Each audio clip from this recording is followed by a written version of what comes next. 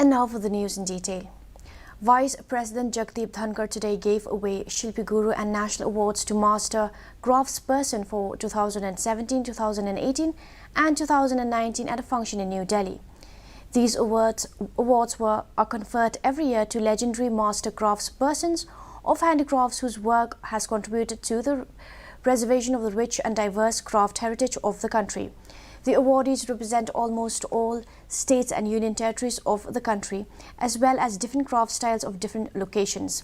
Speaking on the occasion, the Vice President congratulated the artists, saying that they are the cultural ambassadors of the country whose artifacts shows the cultural depth of India.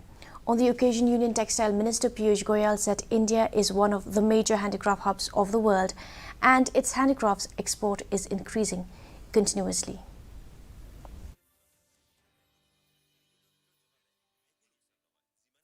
ये honour आपका नहीं है, आपने इसको सिर्फ physically receive किया है. You are honoring all of us. We feel proud कि we are availing an occasion to respect your talent. Union